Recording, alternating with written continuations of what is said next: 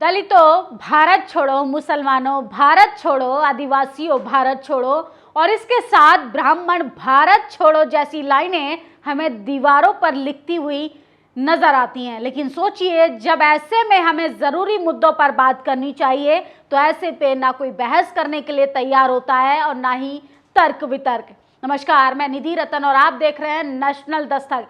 JNU नाम तो आपने सुना ही होगा।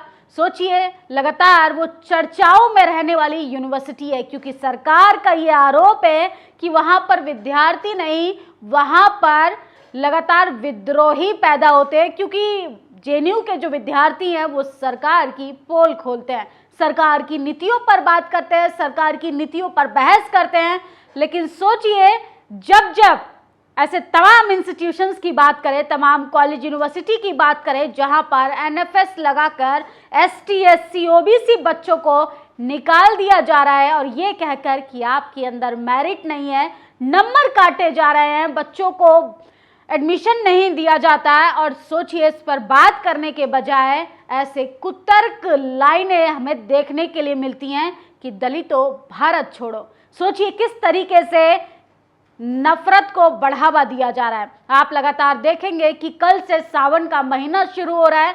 कांवड़ यात्रा के दौरान मुसलमानों को कैसे निशाना बनाया जा रहा है। कॉलेज यूनिवर्सिटी में दलितों को, आदिवासियों को, ओबीसी समाज के बच्चों को निशाना बनाने की कोशिश हो रही है।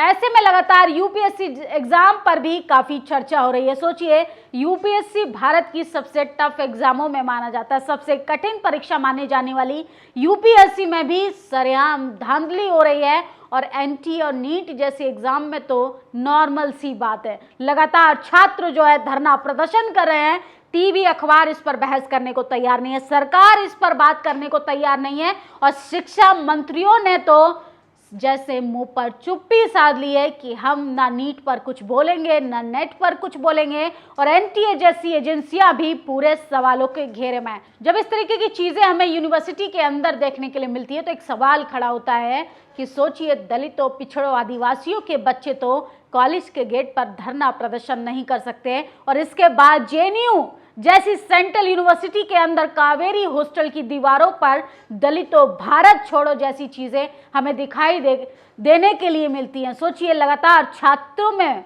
नाराजगी है, धरना प्रदर्शन हो रहा है, इन तमाम चीजों को बढ़ावा देते हैं, सांप्रदायिक दंगों को बढ़ावा देते हैं, जातीय हिंसा को बढ़ावा देते हैं। सोचिए, मुसलमानों को निशाना बनाया जा रहा है। मुसलमान तो इस तरीके से दोयम दर्जे का नागरिक बना दिया गया है कि अपने ही देश में वो फल नहीं बेच सकता, आम नहीं बेच सकता। सोचिए, उसकी जाति, उसके धर्म के नाम पर कितना उसको प्रताड़ित किया जा रहा है। जेएनयू जैसी यूनिवर्सिटी में दलितों को, पिछड़ों को, आदिवासियों को निशाना बनाया जा रहा है सिर्फ इसलिए कि बहुजनों की पहली पीढ़ी कॉलेज यूनिवर्सिटी आने की शुरुआत कर रही है।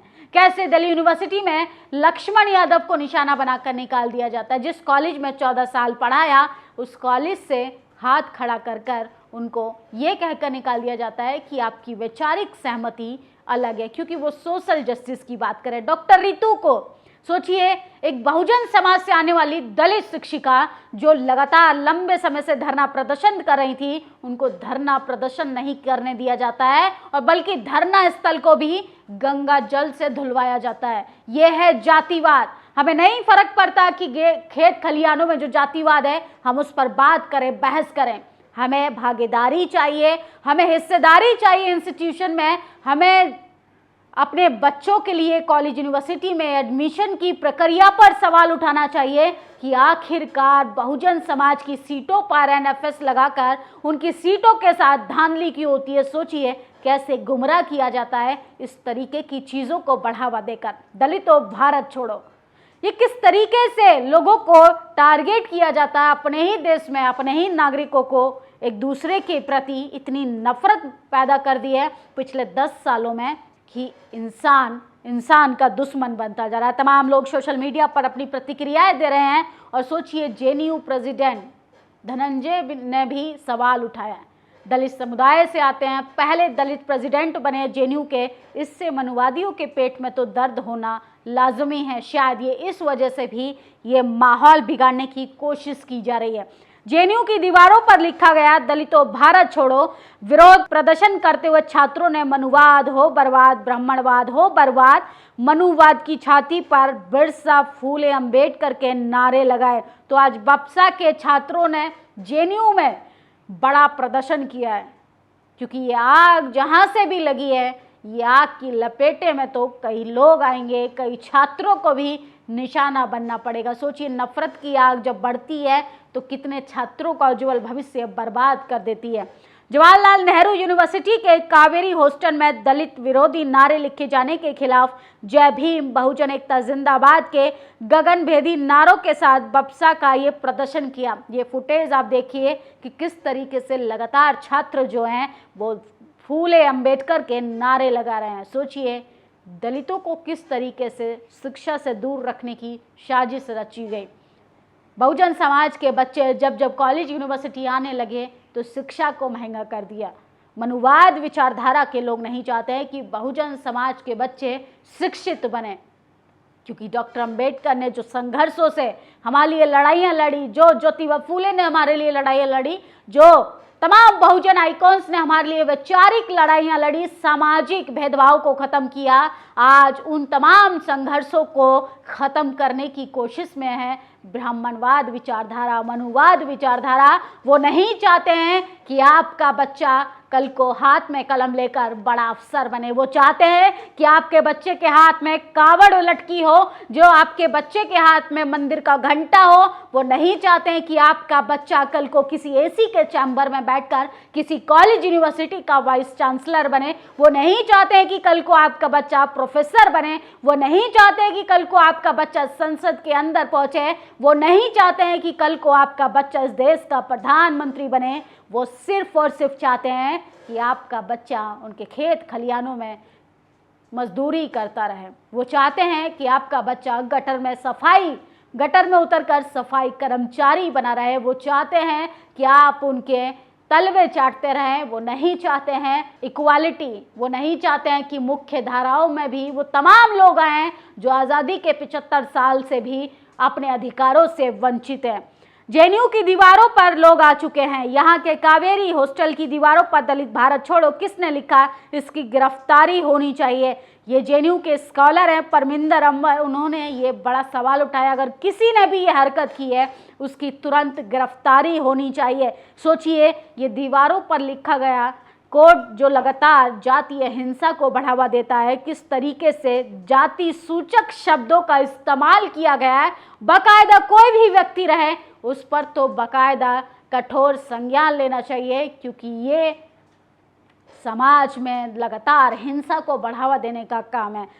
दलित भारत छोड़ो कावेरी छात्रावास जेएनयू की दीवारों पर ये देश विरोधी नारा लिखने वाले कौन लोग हो सकते हैं?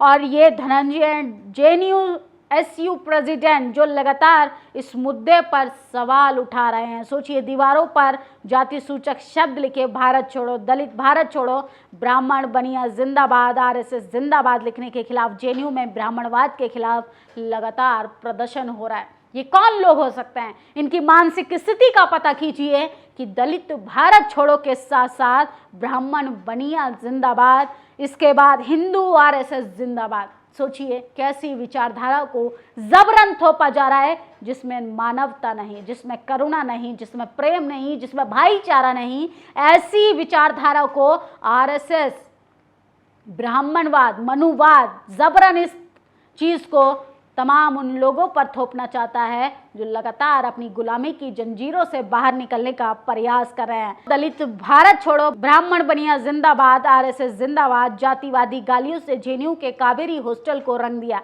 प्रशासन भी चुप्पी साधे हुए है। ब्राह्मण बनिया जिंदाबाद, आरएसएस जिंदाबाद, जातिवादी गलियों से जेएनयू के कावेरी हॉस्टल को रंग दिया है। प्रशासन चुप्पी साधे हुए है। जेएनयू की छात्रा और आरजेडी की स्पोक पर्सन प्रियंका भारती ने सवाल उठाया है। लेकिन सोचिए, किस तरीके से इन तमाम मुद्दों पर प्रशासन भी खामोश रहता है। क्या प्रशासन की रजामंदी से ये सब हो रहा है?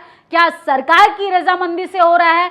क्या तानाशाही लोग नहीं चाहते कि बहुजन समाज के बच्चे तमाम अपने आत्मसम्मान के साथ शिक्षा प्राप्त करें? दिल्ली जेएनयू में देश के दलितों से इतना भेदभाव, दुखद ये भेदभाव दिल्ली में हो रहा है। किसी गांव देहात में नहीं। जातिवाद लोग बोलते हैं कि देश में दलितों के साथ भेदभाव नहीं होता है। अब क्या कहोगे? जेएनयू की ये दीवारें देखिए, जिन सेकुलर पत्रकारों को ये लगता है कि आज़ादी के 75 साल बाद 21वीं सदी में जातीय भेदभाव खत्म हो गया है। सोचिए, सरकार को जेएनयू से नफरत इसलिए है कि बहुसंख्यक गरीब तबका सबसे ज़्यादा जेएनयू में पढ़ने आता है। अगर मेरिट की बात है तो जेएनयू के एंट्रेंस निकालकर बहुजन समाज के एसटी एससी माइनॉरिटी समाज के बच्चे वहाँ एडमिशन लेते हैं, वहाँ हॉस्टल में रहकर दिन रात मेहनत करते हैं, जिससे मनुवादियों के पेट में दर्द होता है। वहीं दूसरी ओर प्रशासन खामोश। दिल्ली यूनिवर्सिटी में आरएसएस की शाखा लगाई जाती है, वहाँ पर हिंदू अध्ययन विभाग खोला जाता है, इसके साथ लॉ फैकल्टी में मनुस्मृति पढ़ाने का प्रावधान भी लाया जाता है। इन तमाम चीज़ों को जबरन थोपने की कोशिश की जा रही है। वो नहीं चाहते हैं कि बहुजन समाज तरक्की करे, बहुजन समाज आगे बढ़े। वो चाहते हैं कि गुलामी की जंजीरों में आप उनकी जी हुजूरी करते रहें, आप मंदिर का घंटा बजाते रहें और आप अपने लिए रोजगार नहीं, आप उनकी गुलामी को स्वीकार करें। इस खबर पर आप लोग अपनी प्रतिक्रिया ज़रूर दीजिए। और आप अगर चाहते हैं कि आपके बच्चे के पास नौकरी हो, रोटी हो, रोजगार हो, अच्छा अस्पताल की व्यवस्था हो, तो इस वीडियो को उस तक ज़रूर पहुंचाइए। और आप चाहते हैं कि आपका बच्चा हाथ में घंटा लेकर सड़कों पर लंबी लंबी कतारों में लगा रहे, जहां पर सिर्फ और सिर्फ उसको कुछ नहीं मिलने वाला बेरोजगारी के सिवा, उनको भी जागरूक कीजिए। शुक्रिया। नेशनल दस्तक की आपसे गुजारिश है कि अगर इसको बचाना चाहते हैं तो नेशनल दस्तक को सब्सक्राइब करने के लिए रेड कलर के सब्सक्राइब बटन को दबाएं, फिर बेल आइकन की घंटी दबाएं। नेशनल दस्तक को बचाने के लिए बहुत जरूरी है कि हर खबर को शेयर करें, लाइक करें, कमेंट जरूर करें।